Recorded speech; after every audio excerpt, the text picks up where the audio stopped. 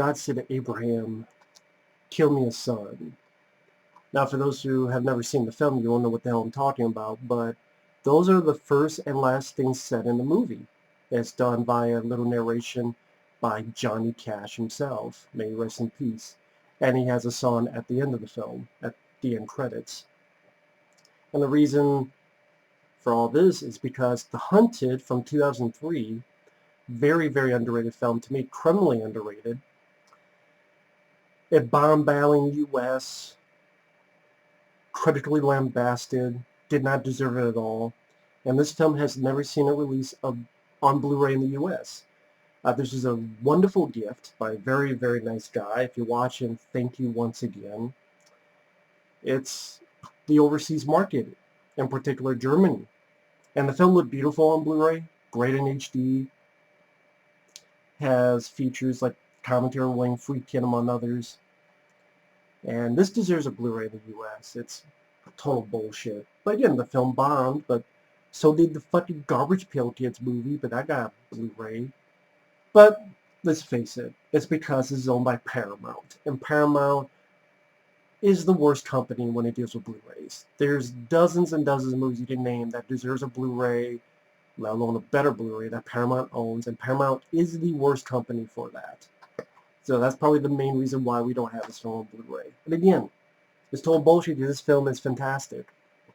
What this movie is, and someone even told me when I posted a picture of this on Facebook, they said that one of the writers of this film would go on to help write the fourth Rambo movie. At least that's what I was told. And funny enough, the person who did the music, Brian Tyler, worked on the music for Rambo 4. And that's very interesting because this film is like someone took the novel First Blood and wanted to do a little bit more of a faithful adaptation of it. This is a darker version of First Blood. And of course, me, you know, I'm a Rambo fan. And that was what critics took a shit on. This is just a ripoff of First Blood. Yes and no, but it's still a damn good movie. That's like, you know what, that Marvel film was a piece of shit, but you don't see critics railing against any of those. But it's a piece of shit because it's too similar. Critics will praise it even though they say it's too similar. But yet this one got the shit because, I mean, William Friedkin, director of The French Connection, The Exorcist, this is my personal favorite film from the guy. I think he did an excellent job. As I read one critic say, it's a lean, mean action machine. And thriller. It's lean, it's mean, it's brutal, it's bloody. Benicio del Toro did a wonderful job as this guy who has been trained to kill. Period. And imagine if First Blood, the main hero was actually Colonel Trautman, and Colonel Trautman was played by Tommy Jones.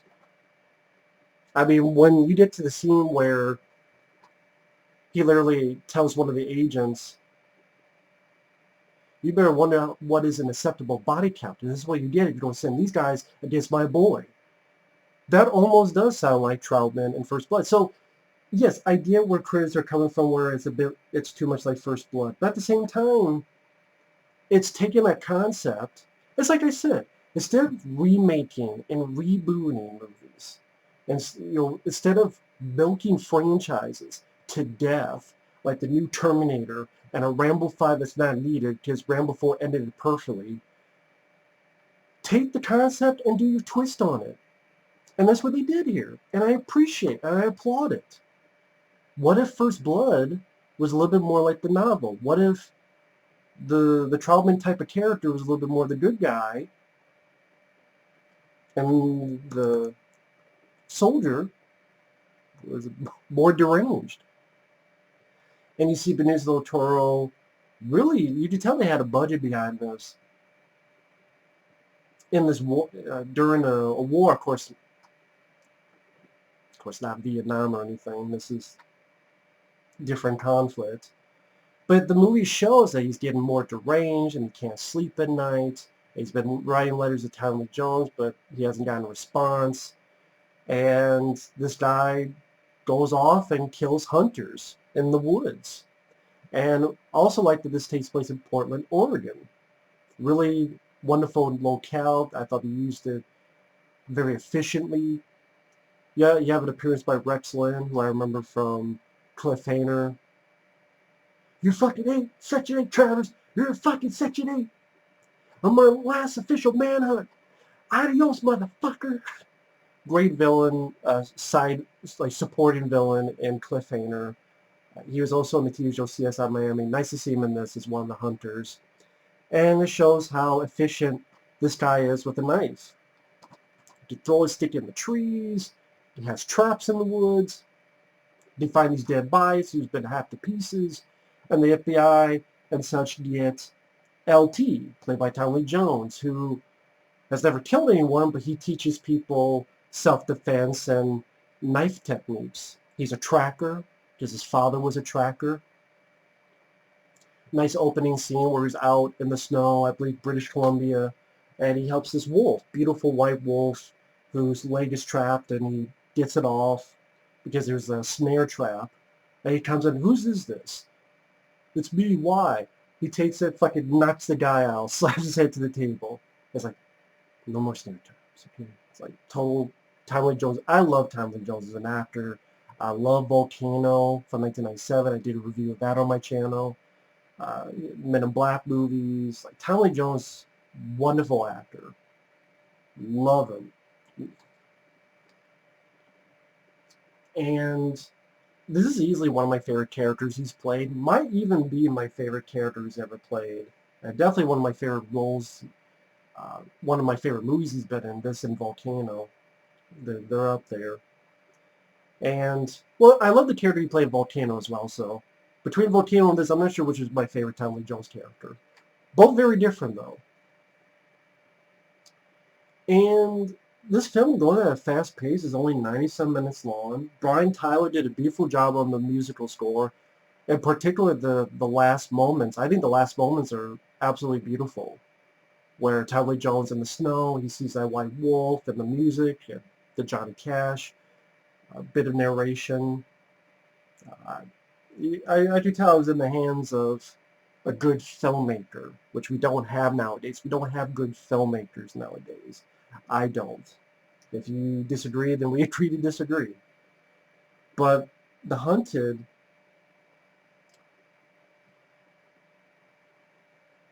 it really is a very fast-paced film because it gets right into it. It doesn't lollygag around. And it shows how efficient Tommy Lee Jones' character is as a hunter, as a tracker, I should say, and just how brutal Benicio del Toro is. He'll fucking throw knives into people's necks. He'll take someone down, fuck their day up. And like the foot chases, well edited. I didn't see shaky cam. I understood the geography, the location.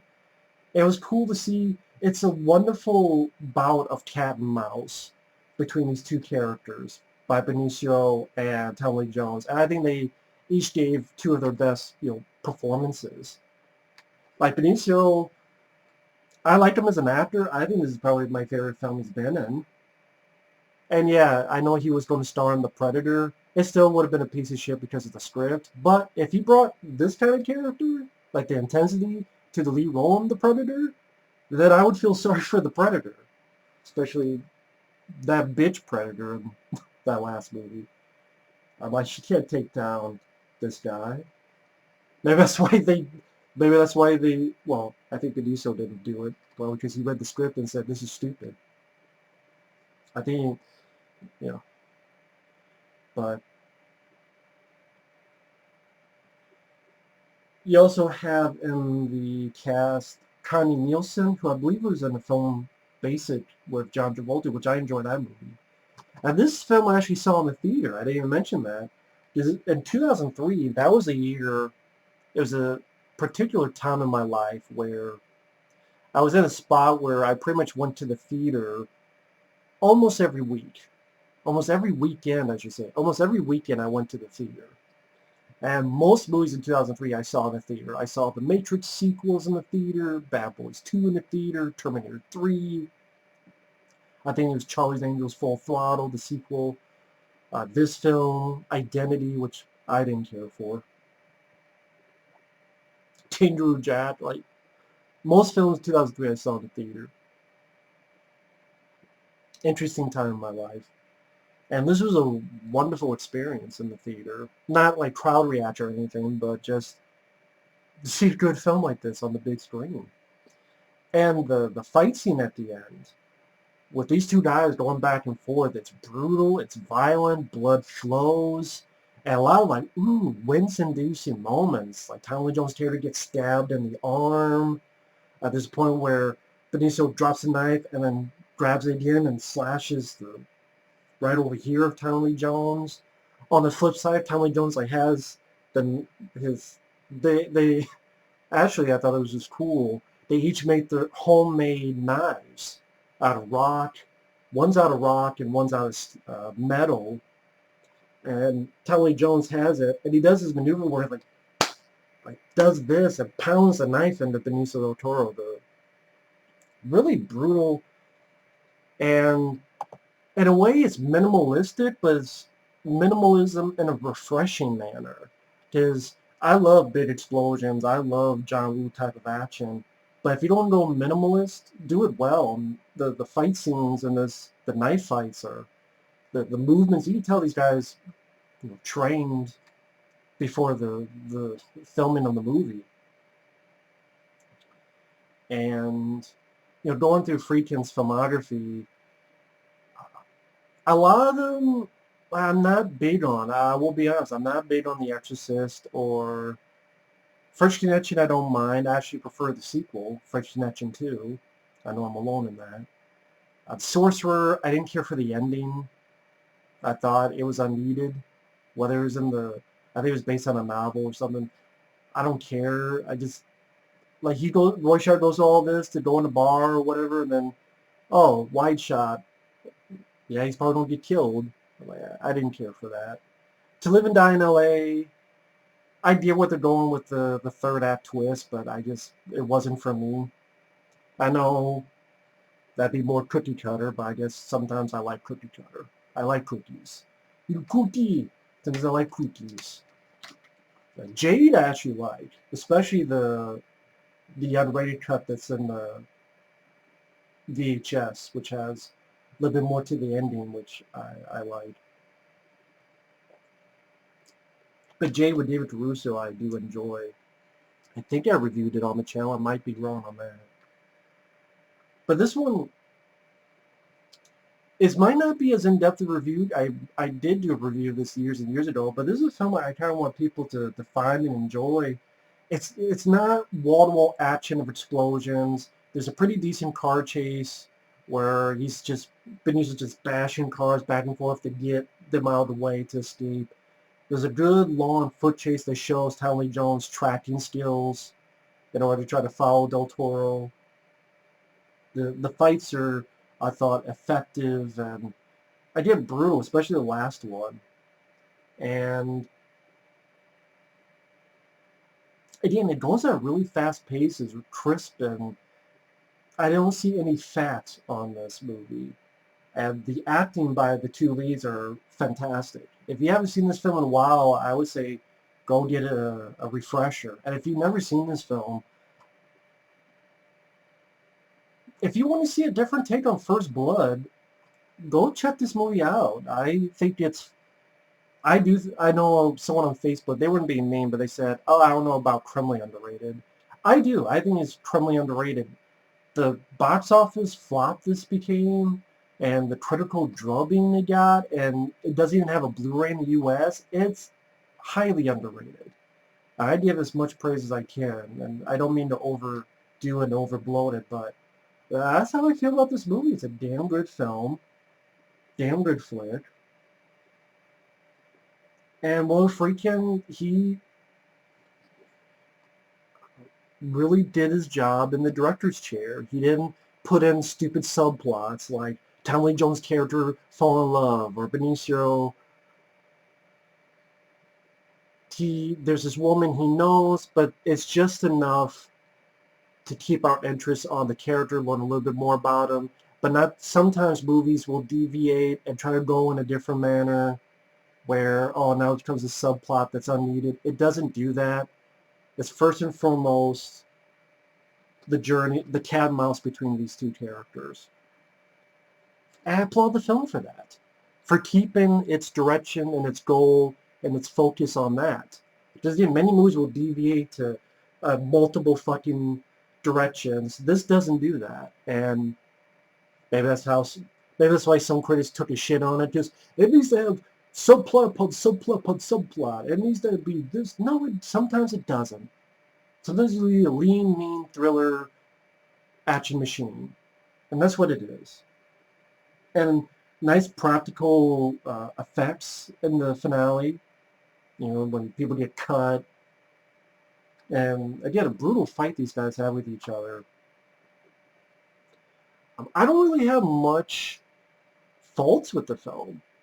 Even some moments are like, huh? Like there's a moment where Tommy Jones in the third act, and there's this trap where he steps on something, and there's like a thing here, like a tree log, and it goes, almost misses Tommy Jones, and I'm like, did Benicio del Toro really have time to do all that by himself? But I can't call it nitpick because I enjoyed the scene. Granted, it's maybe not the most logically sound, but I enjoy it. Even then, I'm alone with the journey. I let her go, and I'm fine with. Because at the end of the day, I thought it was a pretty damn entertaining flick, The Hunted. Like I said, richly deserves a Blu-ray in the U.S. I don't know if this is region-free. Yeah, I can't tell you if this is region-free or not. I have a region-free Blu-ray player. That's how I was able to see it. So you might need a specific Blu-ray player to see this. Again, I can't confirm that. I'm trying to look on the back, which is pointless because it's all in German, so. As a genre, action thriller, yeah. Deserves a lot more than it's gotten, but that's just my opinion. Either way, thanks for watching, take care, and we'll see you guys later. Bye-bye.